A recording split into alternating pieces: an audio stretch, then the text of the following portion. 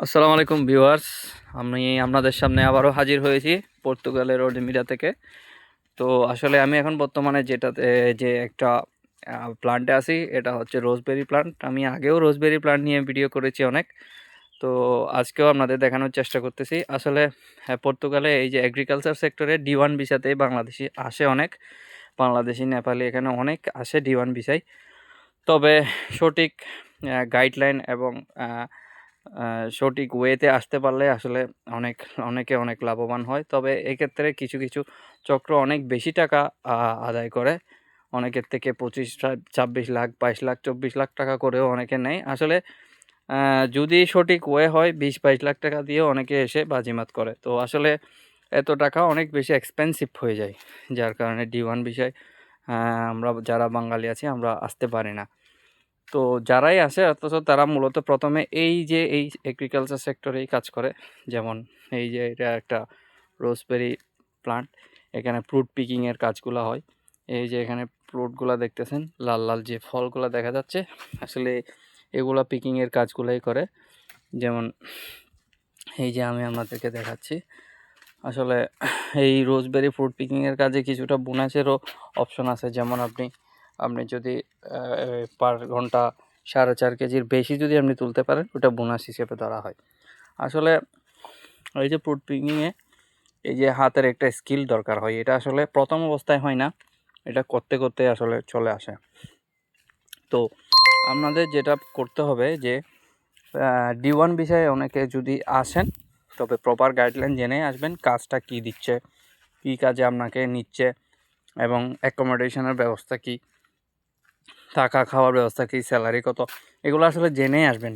এখানে দেখা যায় অনেক সময় বলে একরকম, এসে এটা স্যালারিটা দেয় অন্যরকম, কাজটা দেয় অন্যরকম, ডাইরেক্ট কোম্পানির কথা বলে আসে।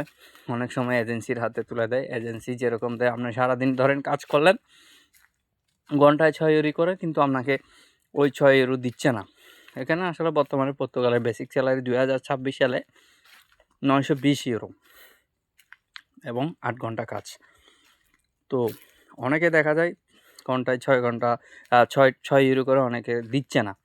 যেমন এজেন্সির কাছে আসলে এজেন্সিরা তাদের কিছু টাকা ওখান থেকে কমিশন খায়, যার কারণে ওই আমাদের ওয়ার্কাররা যারা কষ্ট করে কাজ করে তারা সঠিক তার প্রাপ্য মূল্যায়নটা পায় না, যার কারণে অনেকে নিরুৎসাহিত হয়, অনেকে এসে আবার কাজ পায় না, 2 মাস 3 মাস বসে থাকা লাগে।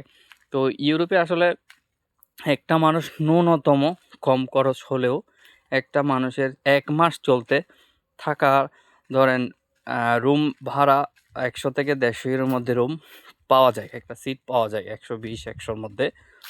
তো কিন্তু খাওয়াটা একটা হচ্ছে মেইন ফ্যাক্ট। এখানে আসলে জিনিসের অনেক দাম, যে ক্ষেত্রে আয়ের চেয়ে ব্যয় অনেক সময় হয়ে ওঠে না। তবে অনেকেই কন্টিনিউ কাজ করলে টাকাটা উঠে আসে। যেমন থাকা যদি ধরেন 120 ইউরো হয় এবং খাওয়ার ব্যাপারটা 120 বা 150-র মধ্যে কমপ্লিট হয়, তো 200 থেকে 300-র মধ্যে থাকা খাওয়া হয়ে যায়। আসলে অনেক মানে চিপ করে চলতে গেলে, অনেক কাটাছেঁড়া করে চলতে গেলে এই 300 টাকার মধ্যে চলে যায়।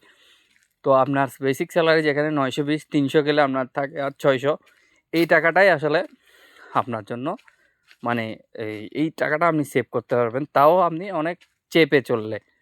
যেটা সোজা বাংলায় কথা, আমি আপনাদের সব কিছু বুঝিয়ে দিচ্ছি যে আপনাদের এখানে পর্তুগালে এসে কীভাবে আপনি চলবেন, স্ট্রাগল করবেন। এখানে যদি কোম্পানির আন্ডারে আসেন, কোম্পানি হয়তো অ্যাকোমোডেশনের ব্যবস্থা করবে, তাও আবার ডাইরেক্ট কোম্পানির আন্ডারে।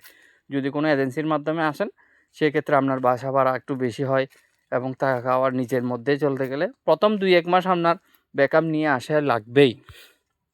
কিন্তু ব্যাকআপ যদি না থাকে, আপনার এখানে নতুন অবস্থায় এসে বিপদে পড়তে হয়। তো সব কিছু চিন্তাভাবনা করেই আসবেন যারা আসবেন D1 ভিসায়। তো আপনাদের কাছে এই পরামর্শটা রইল। আর আপনারা যদি আমার চ্যানেলে নতুন হয়ে থাকেন, চ্যানেলটা সাবস্ক্রাইব করে দিবেন, যেহেতু আমি আসছি পর্তুগাল রিলেটেড অনেক ভিডিও দিব। এখানে সমসাময়িক খরচ, আয় ব্যয় এবং যাবতীয় বিষয় নিয়ে আপনাদেরকে জানানোর চেষ্টা করব। তো আমাকে সাবস্ক্রাইব করে আমাকে সহযোগিতা করবেন। আর কোনো কিছু জানতে চাইলে আমার কমেন্ট বক্সে একটা কমেন্ট দিয়ে আমার পাশে থাকবেন। আমি আপনাদের সর্বোচ্চ চেষ্টা করব আপডেট দেওয়ার জন্য। তো কারো কোনো জিজ্ঞাসা থাকলেও করতে পারবেন, আমি আপনাদের সাথে যোগাযোগ করার চেষ্টা করব। তো এই হলো আমার সর্বশেষ আপডেট পর্তুগালের এগ্রিকালচার ভিসা এবং D1 ভিসা নিয়ে এবং কাজের পরিধি নিয়ে, কী কাজ করা হয় আসলে। D1 ভিসায় মূলত আসলে এই যে এগ্রিকালচার সেক্টরে এই যে ফ্রুট পিকিং, মেনটেনেন্সের কাজ, এইসব কাজগুলোই করা হয়।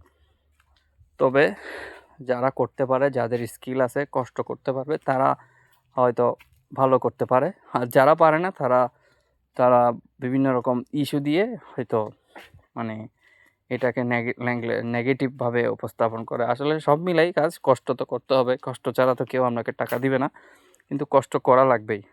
আর বাস্তবিকতা আমি তো বললাম 22 লাখ টাকা শুধু ভিসা পারপাসে খরচ করাই লাগে এখন D1 ভিসায়, এরকমই হচ্ছে। তবে সব কিছু জেনে বুঝে, কাজের সম্পর্কে জেনে তারপর আমাদের আসাটা উচিত আমি মনে করি। তো এই হচ্ছে শেষ পর্যন্ত আমার আপডেট। তো সবাই ভালো থাকবেন। আসসালামু আলাইকুম।